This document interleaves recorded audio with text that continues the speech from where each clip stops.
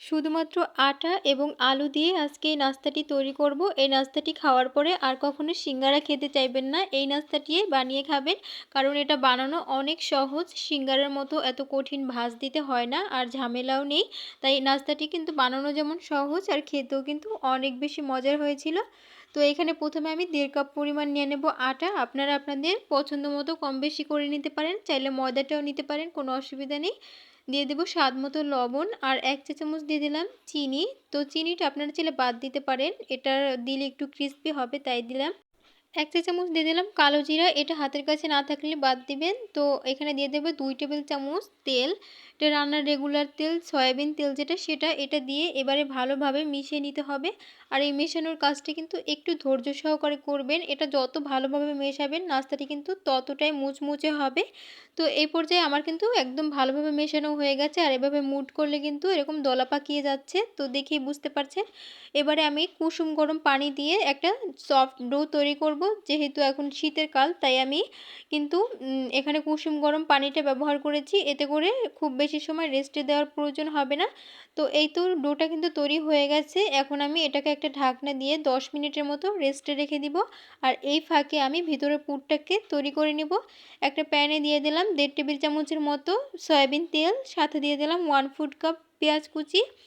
তো আর দিয়ে দেবো 1 চা চামচ পাঁচফোড়ন। তো পাঁচফোড়নটা আপনাদের হাতের কাছে থাকলে অবশ্যই দিবেন, এটার কারণে কিন্তু দারুণ একটা ফ্লেভার আসবে আর খেতেও ভালো লাগবে।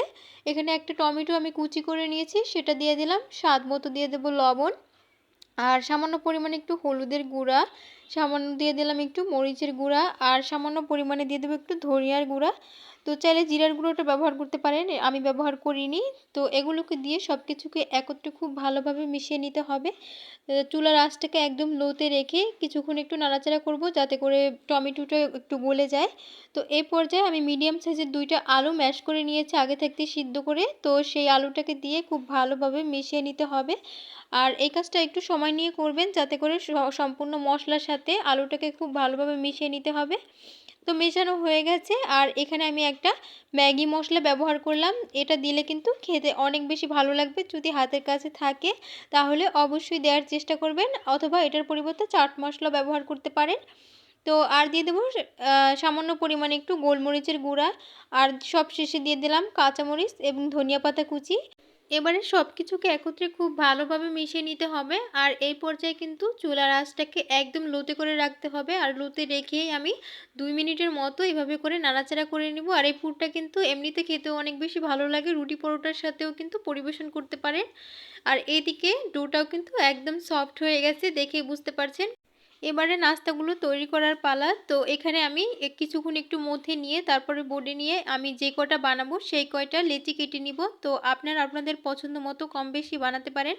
আমি একটু ছোটো করব না, আবার বড়ও করব না, মিডিয়াম সাইজের করে বানাবো। আর সব কয়টা লেচি কেটে নিলাম, সবগুলো আলাদা করে রেখে দিচ্ছি। একটাকে নিয়ে আমি সামান্য পরিমাণে একটু আটা ছড়িয়ে তারপরে একটা রুটি বেলে নিব। রুটিটা কিন্তু খুব বেশি বড় করে বেলবো না, একটু লম্বাটে করে ছোট সাইজেরই একটা রুটি বেলে নেব। তবে রুটিটা কিন্তু গোল করে বেলবো না, একটু লম্বাটে আকারে করে বেলে নিলাম। এই যে এখন মাঝ বরাবর হচ্ছে সেই পুরটাকে দিয়ে দিলাম। তো দেখেই বুঝতে পারছেন। এরপরে হচ্ছে রোলের মতো করে দুই দিক থেকে ভাঁজ দিয়ে নিব।